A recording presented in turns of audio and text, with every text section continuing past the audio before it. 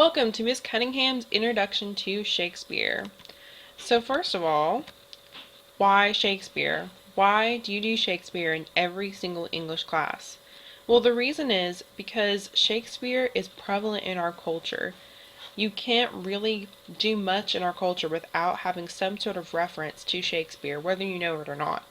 For instance, a lot of his stories are used in movies, for one, like 10 Things I Hate About You, which is based on Taming of the Shrew, The Lion King, based on Hamlet, and Twilight, which uses a lot from Romeo and Juliet.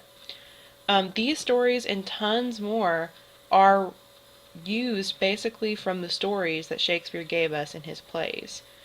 But probably even more important than the stories he gave us was his style. And things like Mumford & Sons, one of my favorite bands, their first album took a lot of lines directly from Shakespeare and also based some of their songs off of Shakespeare plays. Here are some things we say today which we owe to Shakespeare, including swag. Shakespeare invented the word swagger. Here are some more things. You see knock knock, who's there, green-eyed monster. All of these sayings are things we got from Shakespeare plays. So, what about his stories? What are important or unique about Shakespeare's stories that make us study him over and over again? Well, actually, not much, because his stories were not really his stories. You can see this, the tragical history of Romeo and Juliet. This is an Italian story. That's the tragedy of Romeo and Juliet. Shakespeare took that story straight from this.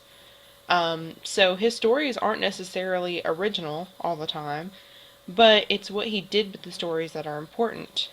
For instance, here is an image, or kind of an image, of the Globe Theatre. So what Shakespeare did, he didn't have original stories all the time, but he made whatever stories he did have interesting to a wide variety of people.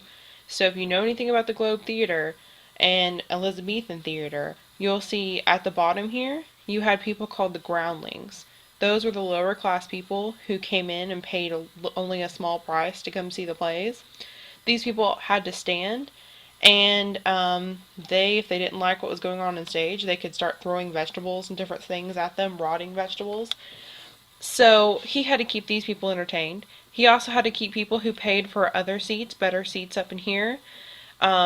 And all classes of society came to see plays at the theater. So this wasn't just something he put on to be very artistic.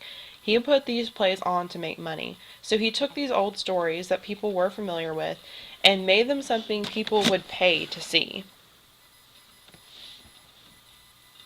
And he did that in a very specific way. He did that with style. So this is the most important part that you need to know about Shakespeare as we start this unit.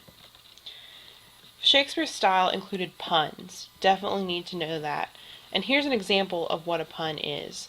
So for a definition, remember that puns are basically plays on words. So here's an example from Romeo and Juliet. Here's Mercutio saying, "Nay, gentle Romeo, we must have you dance." Romeo says, "Not I, believe me. You have dancing shoes with nimble soles. I have a soul of lead, so stakes me to the ground, I cannot move." As you see here, the play on words is with the word soles. So he says you have dancing shoes with nimble soles, but his soul, not his sole of his shoe, but his actual soul, is heavy as lead. So the double use of the different word soul here is a pun, and Shakespeare does this tons in his plays. It's important to remember this because Shakespeare's puns is what kept people entertained, as well as the next part of Shakespeare's style, bawdy humor. What that means is basically sometimes some dirty or crude jokes, and he did this a lot. That's the kind of thing that people pay to see, as you can still see in our movies today. I'm not going to give you an example of that. I'll wait till we read it so you can pick that out yourself. Next is new language. So, when Shakespeare couldn't find the words he was looking for, he invented them. That's one reason we really learn a lot from Shakespeare and study him a lot, is that he invented tons of new words. Also poetry. So to keep the lower classes entertained, he had puns and body humor, although those things entertain higher classes just as much.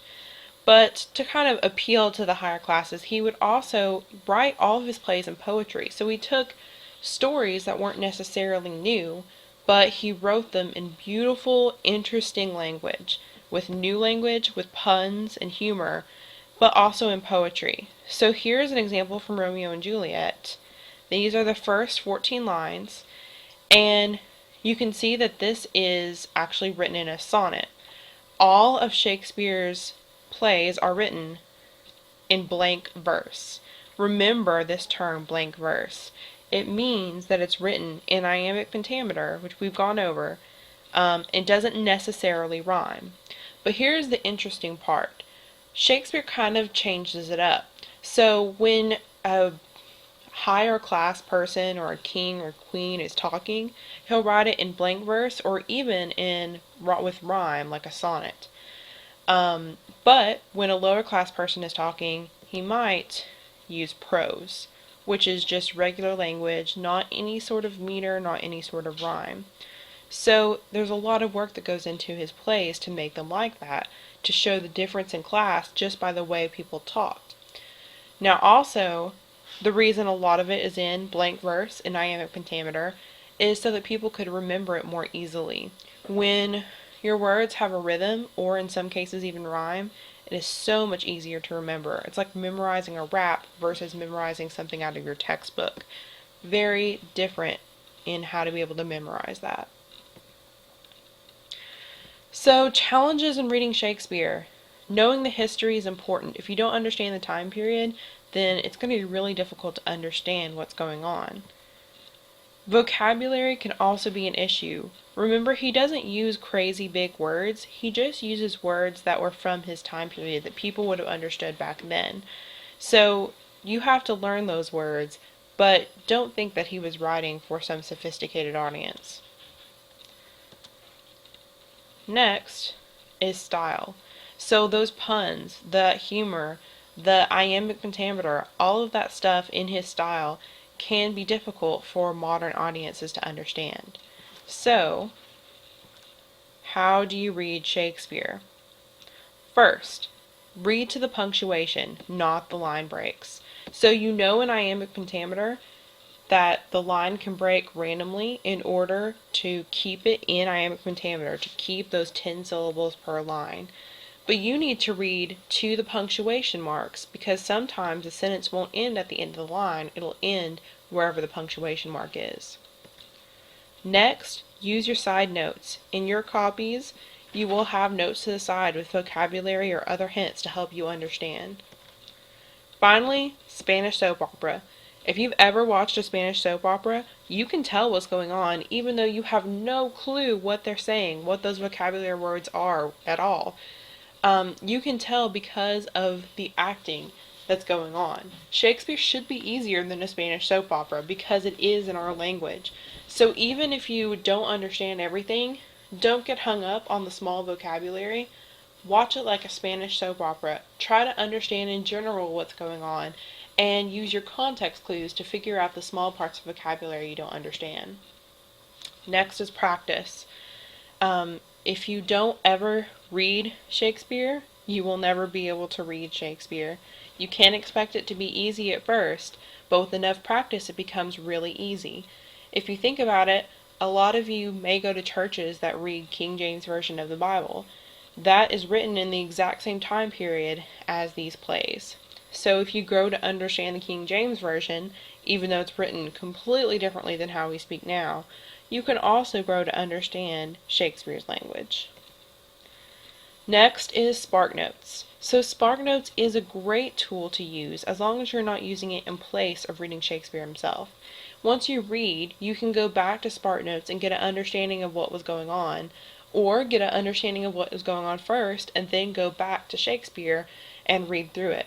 This will help you learn how to understand his language and his style with enough practice. So never let the language being an excuse for not understanding what's going on in the play. You can always go back and have the Spark Notes help you. Again, they are not a replacement, but they can help you. And finally, have fun with it. Shakespeare is used everywhere in all sorts of pop culture, and the more Shakespeare you understand, the more inside jokes you're going to be able to get, the more you're going to be able to speak about that stuff with friends in the future.